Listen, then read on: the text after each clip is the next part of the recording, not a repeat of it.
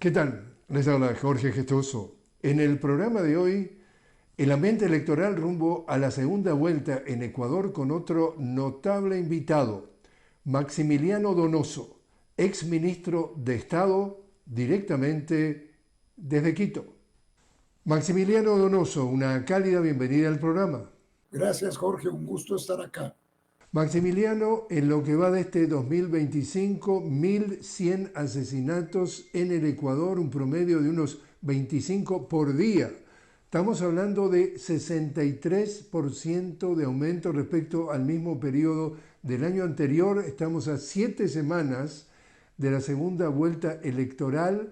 El actual presidente Daniel Noboa llegó a la presidencia ya en campaña pasada diciendo que él iba a parar la inseguridad, sigue diciendo lo mismo, decretó el estado de guerra interna y de también actualmente de excepción y no lo logra parar. ¿Qué está pasando?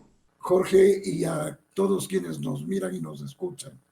El Ecuador atraviesa por una crisis sumamente profunda. El Ecuador, un pequeño país ubicado en Latinoamérica, un país con 18 millones de ecuatorianos, vive desde hace aproximadamente 8 años una crisis compleja en materia de estabilidad democrática. Hasta el año 2017, el Ecuador tenía una tasa de homicidios de 5.6 sobre cada 100.000 habitantes. Hoy la tasa de homicidios llega al 50%.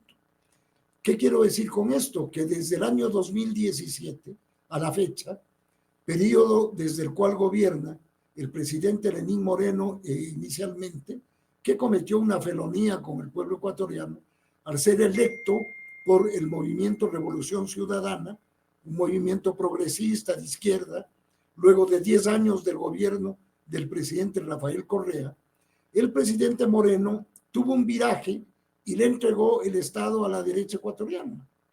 Eso vino consigo un proceso de desinstitucionalización del gobierno, del Estado, que devino en la eliminación de una serie de ministerios, como el Ministerio de Seguridad Pública y del Estado, el Ministerio de Justicia, que administraba el sistema penitenciario, bajo el discurso manido de la derecha de la necesaria reducción del tamaño del Estado. Es necesario plantear este proceso de desinstitucionalización, Jorge, porque eso se ha traducido en todas las instancias del Estado y en las instancias del país en general. Más allá del gobierno central, también se producen hechos de desinstitucionalización en ciertos gobiernos locales. Y claro, todo esto ha traído un ambiente de crisis profunda. Se abandonó la lógica de la inversión pública, se abandonó todo la salud y la educación que en la década del 2007 al 2017 llegamos a tener una posición óptima dentro de la región, tanto en materia de infraestructura como en materia de salud, en materia de educación y particularmente, Jorge, en materia de seguridad. El Ecuador estaba considerado el segundo país más seguro de la región. Y ahora el Ecuador, de 8 años acá, el Ecuador ha entrado en un proceso de deterioro tan brutal que estamos hablando de que somos quizás el país más peligroso en la región. Este deterioro le pone al país en una situación muy seria. Como bien anotaste, estamos en la mitad de un proceso electoral. La primera vuelta se produjo el 9 de febrero, la próxima el 13 de abril, y la disputa es entre la Revolución Ciudadana, que la candidata es la abogada Luisa González, ¿no es cierto?, que es un movimiento, una organización política de carácter progresista, que tiene una visión más bien humanista de la relación política con su pueblo, versus la reelección del presidente Daniel Noboa, presidente que pertenece a la familia más rica del Ecuador, es un presidente sin experiencia, tiene 37 años, no ha tenido otra experiencia que no haya sido ser asambleísta por un periodo y claro, tiene una organización política que desde mi particular punto de vista no tiene bases, sino que es más bien una empresa electoral.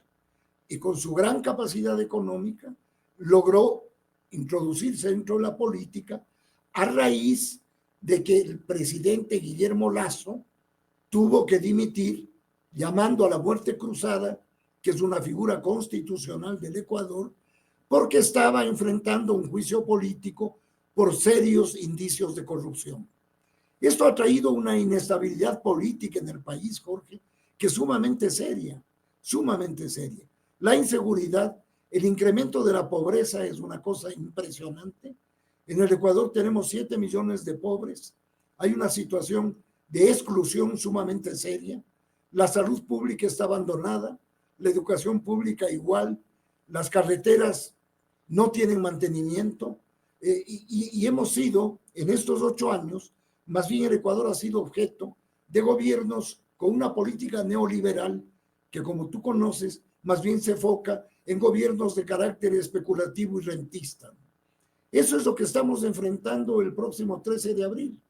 Aquí no se trata de cambiar un presidente, se trata de escoger un modelo que le permita al Ecuador volver a tener una vida estable, una vida de esperanza, de desarrollo, de salud, de incorporación de la juventud al mercado laboral, de inclusión social, de inversión pública, o en su defecto, gobierno neoliberal que continuará con una política de reducción del tamaño del Estado, excluyendo a las grandes mayorías y beneficiando a las élites y a los sectores a los que se deben. Esa sería una primera introducción. Cuando vemos o analizamos lo que fue el resultado de esa primera vuelta electoral hace un par de semanas, como tú decías muy bien, el 9 de febrero, aquí estamos hablando, como tú decías muy bien, el hijo del hombre más rico del Ecuador. Estamos hablando de Álvaro Noboa, un empresario bananero que intentó ser presidente 5 veces y fracasó. Ahora logró que su hijo lo llegara a la presidencia. Y ese hijo, unos días antes de esta elección presidencial, empezó a montar la retórica que él iba a ganar en una primera vuelta con el 51% de los votos. Llega el día de la elección, cierra las urnas a las 5 de la tarde y a una hora después lanza una encuesta a boca de urna falsa, vendiendo esa encuesta de boca de urna que había conseguido el 51% de los votos. Nosotros estuvimos allí cubriendo la elección y estábamos a poca distancia de la sede de su partido, el ADN, y entonces a las 6 de la tarde empezaron a tirar fuegos artificiales y a exaltar a su electorado. Este señor Noboa invitaba a sus partidarios a un hotel a festejar el triunfo. Bueno, lo que sucedió es todo falso, que 5 horas después cancela la celebración, no aparece en toda la noche y su rival, como tú dices muy bien, Luisa González de la Revolución Ciudadana, es decir, su opositora que representa al partido o al movimiento del correísta, sale justamente a darse como una victoria que logró empatar el resultado con 44% de votos cada uno.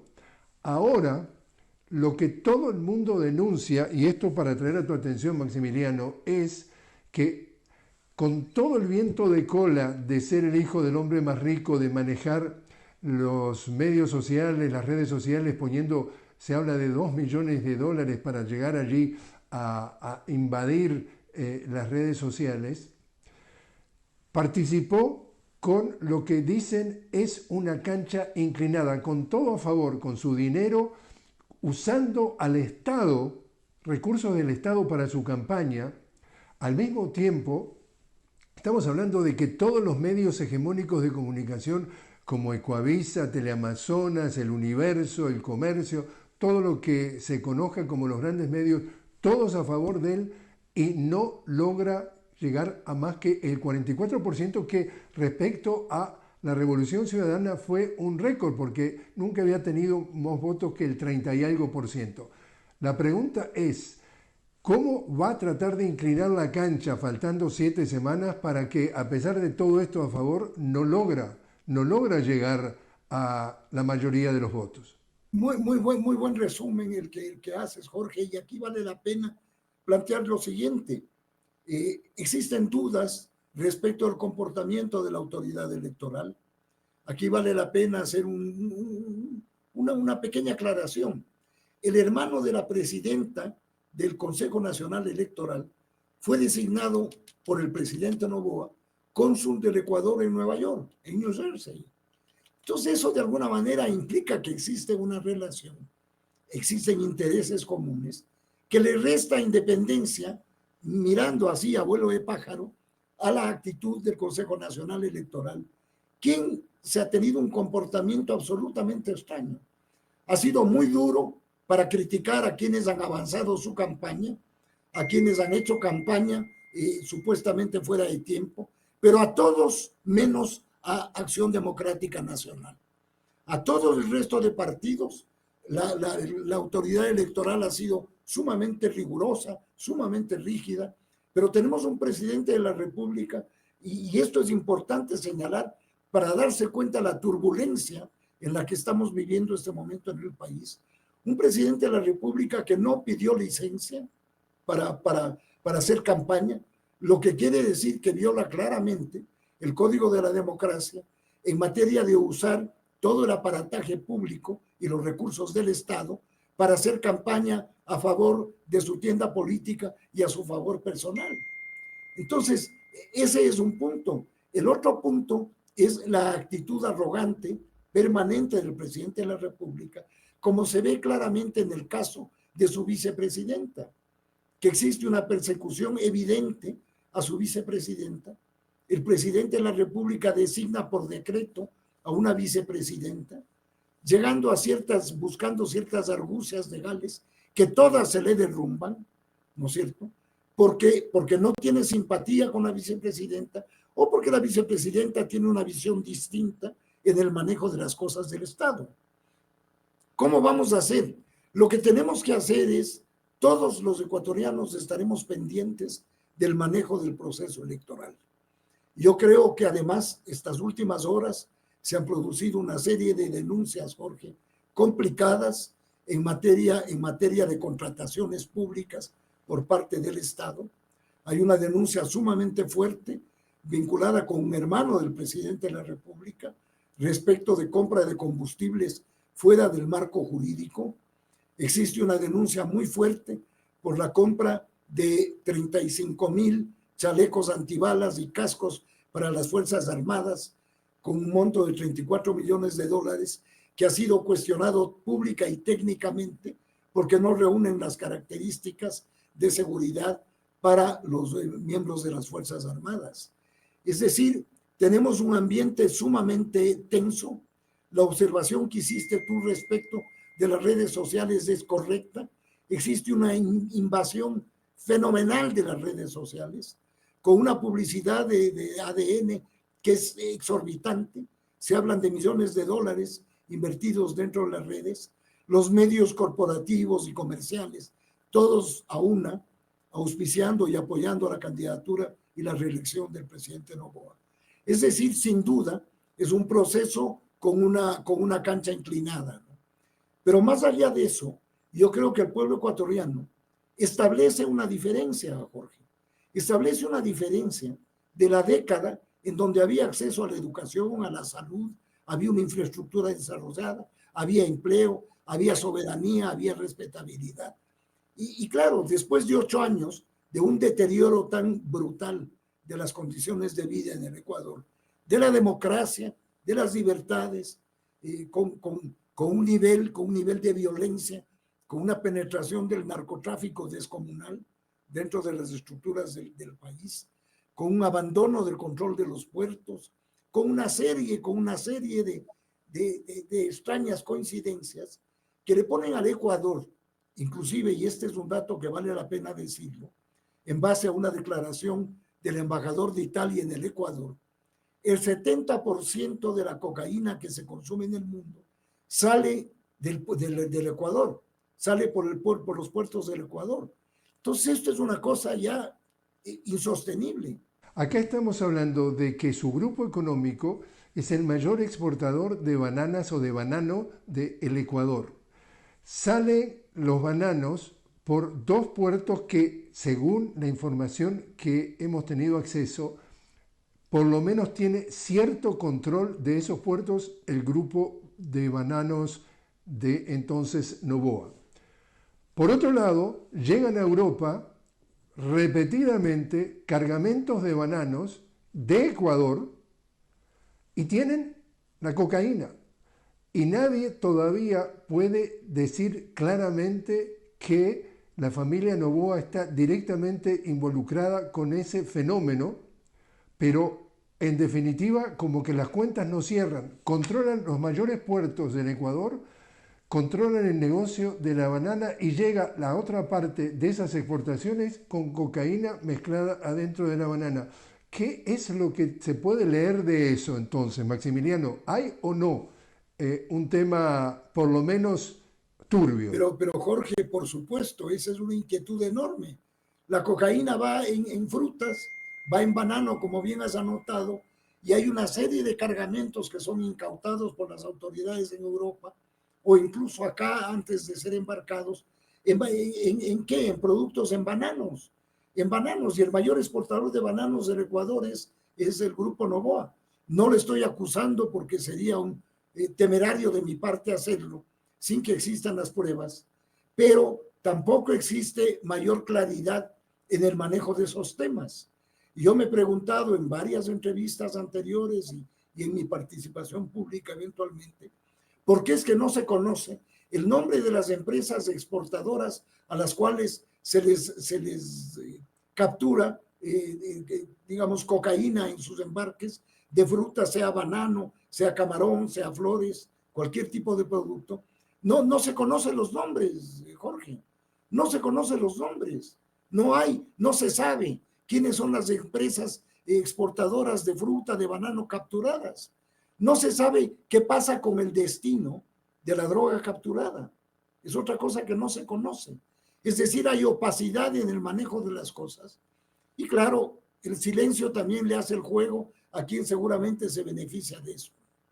No nos olvidemos, Jorge, que en el caso del presidente Guillermo Lasso, es decir, el antecesor a Noboa, ¿no es cierto?, él enfrentaba un juicio político por serios indicios de corrupción y de vinculación con la mafia albanesa, justamente vinculada con lo que es el tema del tráfico de drogas. Entonces, aquí hay un tema sumamente complejo y el manejo es absolutamente opaco. Solamente se anuncian, ¿no es cierto?, capturas de tantas toneladas, pero nadie explica quiénes son, nadie explica a quién corresponde. Y aquí no hay capos, ¿no? Aquí los que van presos son el chofer del camión, el que cargaba las fundas, pero nadie más, nadie más. En el Ecuador se dice, Jorge, que se lava 4.000 millones de dólares al año. ¿Dónde se lava eso? En la banca, pues. Y tenemos una entidad que es la unidad de análisis financiero, que es la entidad encargada de hacer seguimiento al manejo bancario y la definición, ¿no es cierto?, de lavado de activos, que es una oficina que tiene un presupuesto de 3 millones al año. Maximiliano, te invito a hacer una pequeña pausa. Estamos hablando con Maximiliano Donoso directamente desde Quito, hablando sobre el proceso electoral rumbo a la segunda vuelta de las elecciones presidenciales del 13 de abril en Ecuador. Enseguida regresamos.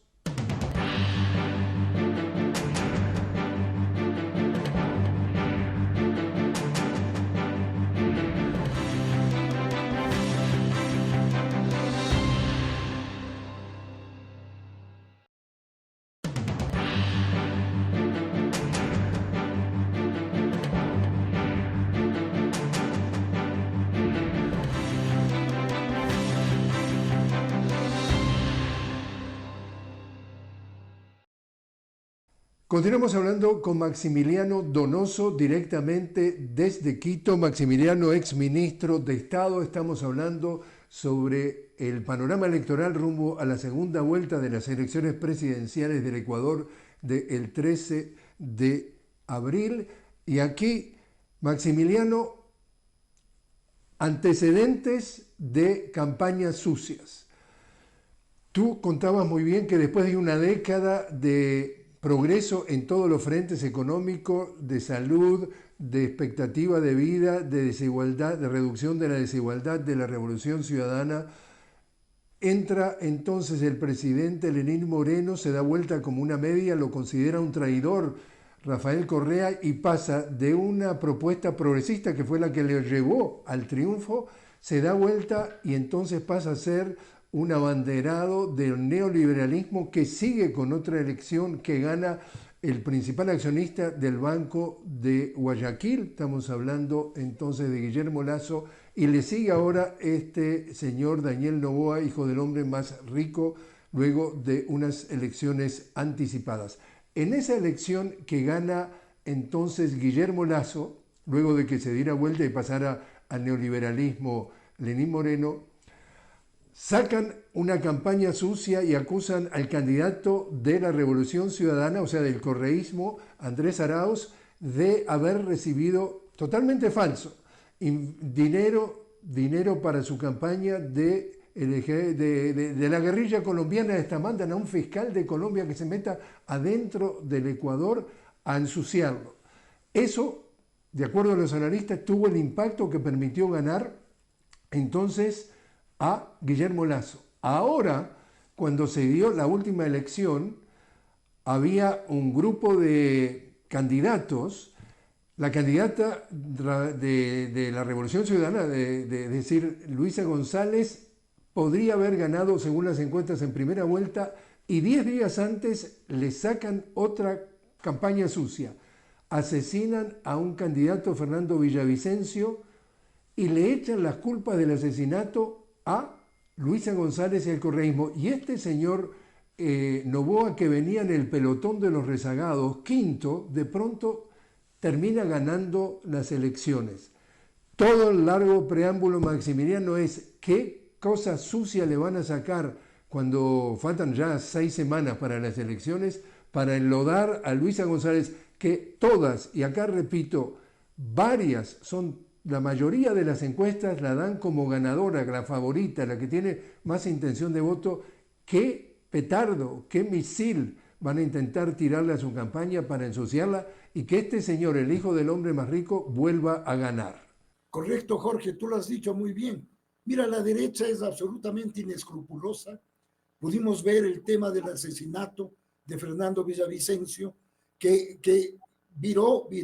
pateó el tablero electoral y permitió que Daniel Noboa, que era una persona absolutamente desconocida, que estaba en quinto o sexto lugar, gane las elecciones por la acusación infame que se le hizo a la Revolución Ciudadana de un supuesto vínculo con el asesinato de Fernando Villavicencio, aspecto que fue montado con toda la complicidad de las autoridades estatales.